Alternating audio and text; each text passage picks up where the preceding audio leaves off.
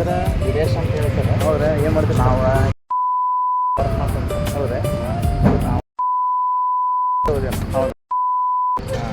ನೀವು ಅಂದ್ರೆ ನಂದೇನಪ್ಪ ಅಂದ್ರೆ ಈಗ ಯಾರಿಗೂ ನಂಬಿಕೆ ಇಡೋಕ್ಕಿಲ್ಲ ಸರ್.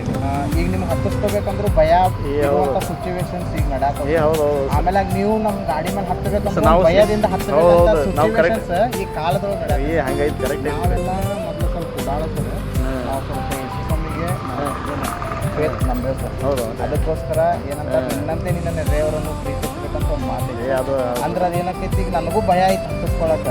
ಬಟ್ ಏನಂದ್ರೆ ಎಲ್ಲರಿಗೂ ಪ್ರೀತಿ ತೋರಿಸ್ಬೇಕಂತ ಹೇಳ್ತಂದ್ರೆ ಅದು ದೇವರ ಕೃಪೆ. ನೀವು ನನಗೆ ಸಿಕ್ಕಿದ್ದಾಗಿರ್ಬೋದು, ಏನು ಫೇತ್ ನೀವು ಇದನ್ನ ಮಾಡ್ರಿ. ಬಟ್ ನಾನು ಎಷ್ಟು ಮಾತ್ರಲ್ಲ ಅದನ್ನು ನಾನು ನಿಮ್ಗೆ ಪ್ರೀತಿಲಿಂದ ಹೇಳಾಕ್ತೀನಿ ಸರ್. ಇಲ್ಲ ಅಂದ್ರೆ ಅದು ನಂಬಿಕೆಲಿಂದ ನಾವು ಬಂದೆ. ನನಗೂ ಅದ ಖುಷಿ ಐತಿ. ಈಗ ಭಾಳ ಅದಾವ ಸರ್. ಈಗ ನಿಮ್ಗೆ ಆಗಂಗಿಲ್ಲ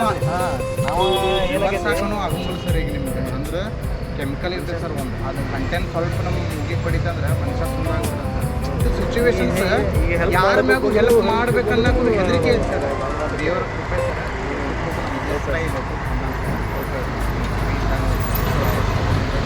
ಏನು ಮನೆ